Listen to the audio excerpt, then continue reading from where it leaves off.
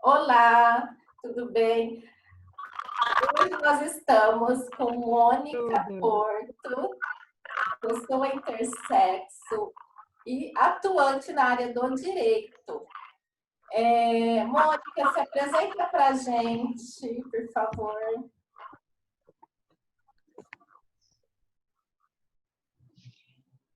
Eu sou Mônica Porto, estou presidente da Comissão de Direito LGBTQI+, da OAB. Na OAB, da Comissão era de Diversidade Sexual e de Gênero, e a gente conseguiu essa mudança do nome para poder englobar todo mundo, porque realmente o nome ele não abraçava todos. Eu estou na luta pelo direito LGBT como um todo. Eu, como pessoa intersexo, eu acabo querendo lutar um pouco mais, porque a gente não tem... como é que eu posso? A gente tem aquela legislação de 2012, mas a gente não tem nenhuma legislação palpável que fale diretamente da questão intersexo. Sim. E aqui, hoje a gente está mais querendo dar assim, visibilidade para as pessoas intersexo, para mostrar que intersexo se refere a uma questão biológica e que a pessoa intersexo pode ter várias identidades, orientações sexuais. Por exemplo, a pessoa pode ser intersexo hétero, gay, lésbica. E eu queria falar um pouco disso. Você falou para a gente que você é uma pessoa intersexo, pan e demissexual. Então, assim, como a gente já está no mês do orgulho LGBTQIA+, a gente quer saber, e quem vai estar nos vendo já quer saber também, né? O que é PAN, né? E Qual é DEM. a letrinha que eu tô aí, né? E por que você se identifica com isso? Então, bora lá. Eu me identifico como pessoa pansexual. O que isso significa? Eu não gosto pelo gênero. Só um minuto. Então, assim... Pode falar. Então, assim, pode ser homem, mulher, não binário, agênero, pessoas. Mas é importante a gente falar que são pessoas, né? Porque teve uma entrevista, né, muito famosa, que eu não vou citar o nome da pessoa, há muitos anos atrás, que tratou a questão pansexual como se a pessoa tivesse relação sexual com coisas. E não. E outra, não tem a ver com quem você se relaciona sexualmente. Até porque eu vou falar mais uma letrinha. Dentro do assexual, tem o demissexual. O que é isso? Né? É a pessoa que se relaciona sexualmente com pessoas que ela tem algum interesse romântico. Tem que ter uma ligação. Senão não existe o interesse do sexo. Então, é isso que eu estou querendo mostrar. A questão do pansexual não tem a ver com você querer ter relação sexual, que é o que as pessoas pensam. Não é isso. Não tem nada a ver com promiscuidade. Nada a ver. Nada a ver.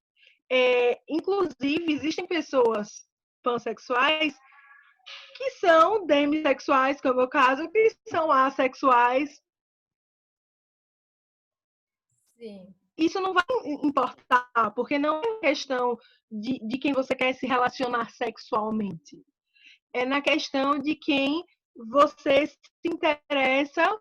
Tem algumas pessoas até que usam romântico, que é Sim. justamente para fazer a diferença. Por mais que eu discorde do pan romântico, porque algumas linhas vão tratar o pan romântico como... no sentido de eu não me considerar como poliamor. E para mim são coisas diferentes.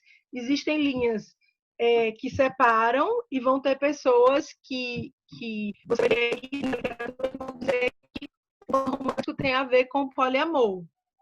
Sim. Mas eu sou uma pessoa monogâmica, então eu não acho que isso se encaixa. Eu acho que uma coisa é uma coisa, outra coisa é outra coisa. Então, aí eu lembro desse artista, foi há muitos anos e isso ficou marcado, porque ele deu a entender que o pansexual fica com árvore, com coisas e tudo mais, né? E até hoje o povo tem esse... Assim, gerou-se até um preconceito, né, em relação à pessoa pan. E a gente conhece também algumas pessoas que são panromânticas, né? Que tem, assim, que você falou, né? Que tem algumas pessoas que falam do panromântico. Mas o demissexual já explicaria a questão afetiva, né? Que o pansexual não está ligado diretamente ao sexo. E outra coisa que eu queria que você falasse é como você sente a sociedade em relação a você, pessoa intersexo, pan e demissexual. Não entendi. Como você sente a sociedade? Ah, entendi. Como eu sinto a sociedade em relação a isso. Então, é uma coisa que eu não abro muito. Eu não falo. Eu falo da questão da intersexualidade. E eu tenho a minha vida muito privada, né? Tem pessoas que olham para mim e falam: ah, Mônica é hétero. Tem gente que falava: ah, Mônica é lésbica. Tipo, ninguém sabe. Porque é uma coisa que é muito íntima, na verdade. E eu realmente não levanto a bandeira da pansexualidade. Até porque, como eu estou numa situação de presidência de comissão, eu acho que é muito mais do que você ser. Você tem que estudar. Então, eu ainda estou estudando isso para poder falar. Né? Eu não vou simplesmente dizer, ah, sou pan, as pessoas vão começar a me chamar e eu não vou ter subsídio para sustentar como é que eu posso dizer assim, uma palestra, uma coisa mais formal, né? Que aí vão querer argumentos e pesquisas que eu ainda não tenho essa parte. Ponto. Tá. Quando você sentir, né? Então, eu não sei muito da sociedade porque eu não falo. Eu tinha um apelidozinho de arroz, né? Dos amigos mais íntimos, que não é uma coisa muito agradável. Não sei se você sabe, mas o arroz é aquele complemento que você bota com qualquer comida, né? Então, é como se fosse, vai com qualquer coisa, e não é por aí. Mas, tirando isso, o que eu vejo da sociedade da questão do pansexual é só a questão, só tive esse problema com a questão do arroz. Agora, a questão do intersexo, aí eu já sofri muita coisa na sociedade, né? Uma vez chegaram para mim e falaram: ah, mulher, não fala não. Mulher, não fala não que você é intersexo, porque já olham a gente como se fosse um bicho. Você chega dizendo que é sexo, você virou ET. Então, assim, eu entendo que a pessoa estava se sentindo agredida e não queria que eu me sentisse. Só que, a partir do momento que ela me falou aquilo, eu percebi que as pessoas realmente me olhavam como ET. Que eu não prestava atenção. Eu ia lá, eu fazia meu trabalho e pronto. Às vezes, a gente prestar atenção acaba... como é que eu posso dizer assim? Acaba atrapalhando. Uhum. Mas você sente que o outro faz, né? E enquanto eu não sentia, estava maravilhoso, mas o outro estava fazendo. Depois que eu senti, foi péssimo. Uma amiga minha mostrou, eu fui no... A Lese é a assembleia daqui. Eu fui na assembleia, numa audiência pública que teve sobre direito LGBT, e ninguém levantou a pauta intersexo. Eu fui lá pro microfone para levantar a pauta intersexo. E aí, quando eu levantei a pauta, pronto. Uma amiga minha no dia seguinte: Mônica, você falou, e eu recebi aqui um montão de mensagem, um montão de áudio, das pessoas aqui perguntando como é que era, dizendo que tinha olhado a genitália do filho e não sei o que, não sei o que. O pessoal, tipo, um máximo de ódio, sabe? Sim. E aí, de ódio e desinformação. E aquilo me deixava, às vezes, muito mal. Por exemplo, no dia que eu tomei posse na OAB, veio um advogado me perguntar, era até meu colega de faculdade, me perguntar o que é intersexo. Eu expliquei. O que foi que ele me disse? Ah, você é uma anomalia genética. Aquilo dali me doeu muito. Então, sabe? Naquele dia, eu juro que eu cheguei em casa, fiquei em posição fetal, eu chorei. E no dia seguinte eu liguei para a vice-presidente da OAB e falei, não quero mais, não dá. E aí ela me convenceu, dizendo, não, Mônica, é assim. Vai ser a primeira de muitas, mas você tem que se fortalecer, porque você nunca vai conseguir nada, né? Porque o ódio, ele vai vir. Eu acho que o ódio está até mais... tá até maior agora, nessa época, porque, querendo ou não estou falando questão partidária, mas, querendo ou não, o governo está dando subsídio para as pessoas sentirem ódio, né? A partir da fala, né? Uma fala de ódio. Então, acaba ficando maior, eu acho. E eu acho que, tipo, o que eu passei ano passado me fortaleceu para esse ano eu estar mais blindada, mas o ódio da sociedade é muito grande. a gente percebe bem isso mesmo. Eu já, como mãe, várias vezes eu saí de evento, teve a audiência pública intersexo, teve a fala de uma médica lá o ano passado, que na hora eu argumentei muito bem, mas na hora que eu cheguei em casa eu só chorava, porque foi uma fala assim... Olha, se eu quisesse processá-la por danos, eu processava, porque ela falou isso em público, algumas coisas. Mas assim, vamos tocando. E em relação, igual você falou que você não fala em público, mas agora você está falando de vídeo que vai no YouTube. Então, você tem noção disso? Aqui que já vi, né? Então, porque a gente vai tomando uma visibilidade com ativismo e às vezes a gente não percebe que a gente é tão conhecido e a gente é muito mais conhecido do que a gente pensa. Eu me dei conta disso uma vez eu andando com o Beto na Avenida Paulista e pessoas vindo falar com a gente, nos reconhecer. Ah, vocês que tiveram, pessoas que a gente nem conhecia. E as pessoas vinham, ficar olhando, vinham conversar. Aí que eu me dei conta do tamanho da visibilidade que o ativismo dá. Agora vamos falar sobre essa visibilidade e relacionamento afetivo. Como que fica você ter essa visibilidade enquanto pessoa intersexo e por exemplo, para um namoro, igual você falou que para você tem a questão do afeto, mas como que fica? Então, eu vou falar de um relacionamento particular que eu tive, que ele meio que não queria que eu falasse, e aí ele começou a dizer que isso ia atrapalhar na minha vida profissional se eu falasse que eu era uma pessoa intersexo, que eu podia lutar pelas pessoas intersexo sem dizer que eu era. E eu achava que isso era negar a mim mesma. E eu não queria negar. Eu acho que a gente tem o direito de não falar, mas a partir do momento que você fala e você dá o passo para trás, chegou um ponto que, às vezes eu ia dar palestra, ele mandava mensagem, se preserva. Chegou um ponto que eu dei uma entrevista, depois que ele mandou essa mensagem, eu pedi para a menina, a repórter, para ela retirar a parte do intersexo. Então, assim,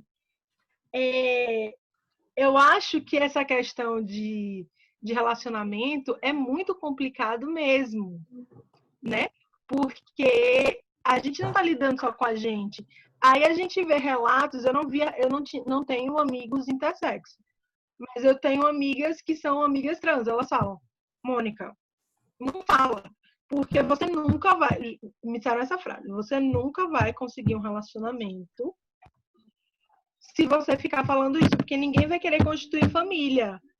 porque as pessoas são porcas e vão ficar botando caraminhola na cabeça da pessoa que você tá.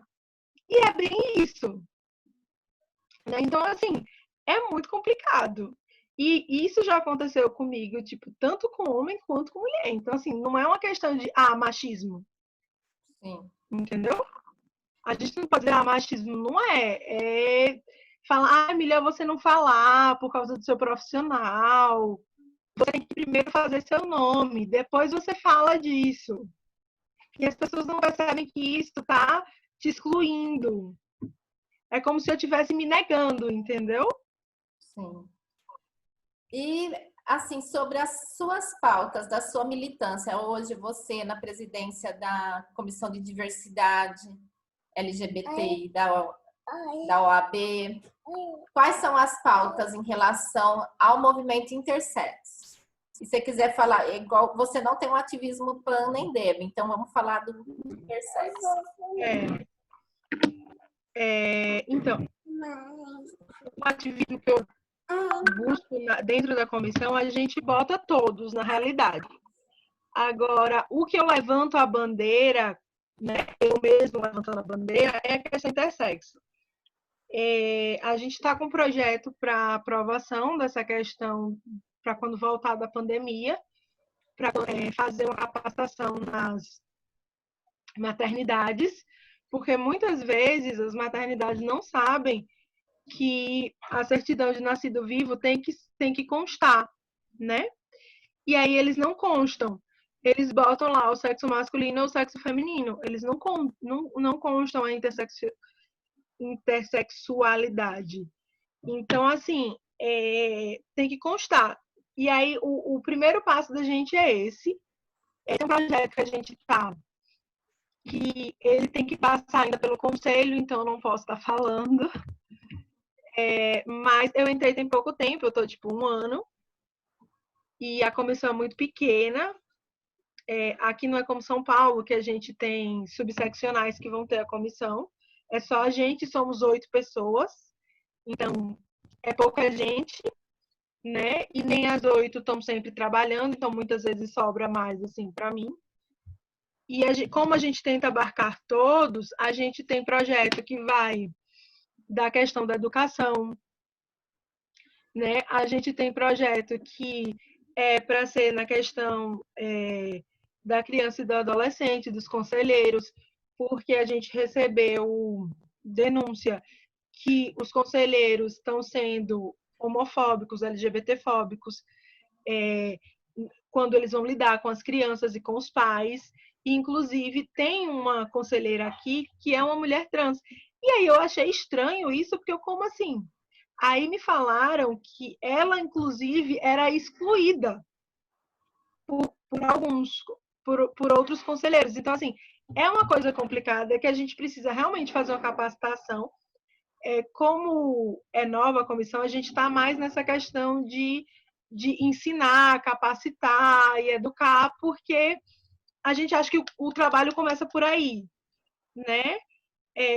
Porque, não sei se vocês sabem, mas Sergipe é o menor estado do Brasil. Então, assim, o fato da gente estar trazendo isso já é muito grande, porque o preconceito aqui, ele é realmente tenso, digamos assim. Enorme, né? Grande. Muitas pessoas, a gente conseguiu fazer ano passado de botar um grupo daqui, né? Travas na Go, meninas maravilhosas, Kézia, um beijo. Botar as meninas cantando Linda Quebrada dentro do plenário da OAB. Tipo, cantando Mulher de Pau, Homem de Buceta. No meio do plenário da OAB. E isso tem muitas pessoas que vão dizer, isso daí é palavra chula. Não é. Isso é realmente para chocar, para as pessoas entenderem, né? Exatamente. E aí a gente conseguiu quebrar muitas barreiras. Inclusive, eu estou aqui com essa camiseta, que foi a camiseta da ação que a gente fez na parada LGBT. E aí, na parada LGBT, a gente fez a primeira tenda da conscientização LGBT, né? Conscientização para poder as pessoas saberem os direitos. junto com o Ministério Público e Defensoria Pública. Foi a primeira que aconteceu dentro da parada, tipo, enquanto a parada acontecia, né? Que foi aqui em Sergipe, que foi ano passado. Então, a gente acaba fazendo poucas coisas, tipo, do intersexo em si, do PAN em si, né? O DM eu nem toco, porque eu acho que aqui em Sergipe é uma coisa assim que vai ser meio difícil de ser aceito. Então, eu acho que a gente tem que começar por onde as caixinhas já estão sendo abertas para melhorar, porque, como eu falei, a gente ainda está na parte da educação. Coisa que aí em São Paulo você não precisa explicar, a gente precisa. Eu fiz uma capacitação, é tudo gratuito isso que a gente faz, Mas né? É tudo precisa trabalho mesmo explicar. voluntário. Eu fiz... Hã? Mas precisa mesmo explicar. Aqui também, né? E aí tem coisas horríveis. Eu me sinto mal de explicar, tem coisas que eu me sinto mal, porque eu acho que é a obrigação do ser humano é. Mas, por exemplo, tem uma rede aqui que é uma rede de hambúrguer que eles têm que eles fazem festa. E aí eles chamaram a gente, o Blends, né? O Blend Sessions. Eles chamaram a gente para poder, junto com a Renosp, junto com a Mães pela Diversidade, junto com a Aliança Nacional, junto com outras ONGs, para poder a gente fazer capacitação com os funcionários. Por quê? Teve uma festa que uma segurança não quis revistar uma mulher trans dizendo que não era uma mulher. Então, assim, são essas coisas que a gente ainda passa. E eu sei que no Brasil inteiro passa por isso, mas aqui, assim, aqui é extremamente complicado, porque a gente vai falar e as pessoas realmente não sabem. Certo. Tem algumas pessoas que nunca viram. Eu tenho amigos meus, amigas minhas, né? E amigos meus que chegaram para mim e falaram: ah, isso existe, da questão da intersexualidade. Eles não sabiam nem que existia. Mônica, já para encerrar o vídeo, que já está acabando o nosso tempo, já agradecendo, né? Muito, assim, obrigado e por ter aceitado esse convite. E eu queria também, eu tô aqui. e também a gente queria para que você falasse, acrescentasse algo que gostaria de falar sobre o tema. Você quer acrescentar mais alguma coisa? Vai encerrar esse vídeo. Então, eu queria só acrescentar que existem vários eu vou falar tipos, mas a palavra certa não seria essa, de pessoas assexuadas. E o demissexual, ele tá dentro do assexuado e não tem nada a ver com a pessoa não é só, tipo, a pessoa não tem relação sexual, ela não tem vontade de ter relação sexual nenhuma. Não é exatamente isso. Então, tipo, gente, vão ler, estudem, o Google tá aí para poder explicar. A questão né? sexual também, eu acho que a gente tratou mais um pouquinho no vídeo, então dá para entender um pouco mais que não tem a ver com o sexo em si. A questão do assexuado não é em relação a pessoa não ter de jeito nenhum. Tem as pessoas que têm a relação, mas só com pessoas que elas têm algum sentimento. É diferente, porque a gente não vê o corpo. O demissexual, ele não vê o corpo, ele vê a pessoa. Então, é a questão de você gostar da pessoa, de como a pessoa te trata, de como a pessoa são outras coisas. A gente não tem, como eu posso dizer assim, atração por corpos. Por corpos. Ai, aquele cara malhado, bonito. Não. É tipo, ai, aquele cara bem inteligente, né? Ele fez isso, isso, isso. Tipo, aí você vai ter as coisas que podem ser que te agradam, né? Tipo, aquele cara de luta, não sei o quê. É diferente. Aquela mina, ela é bem feminista, ela tá lá trabalhando, não sei o quê. O projeto que ela fez sensacional. Não é a ver com o estereótipo, não tem a ver com o corpo, né? Gosta da pessoa e não nada a ver com o corpo, né? Assim, ponto. Agora é o seguinte, muito obrigado mesmo. Eu acho que ficou bem explicado, né? E assim as pessoas agora vão entender. Igual você falou, pesquise. Agora nós temos informações agora no Google, né? Então tá fácil de ter acesso a isso. Então, Mônica, muitíssimo obrigado mais uma vez. Espero mais vezes a gente, né, ter esse papo que foi muito bom, ficou bem explicado. E agora espero um pouquinho. Até, tchau.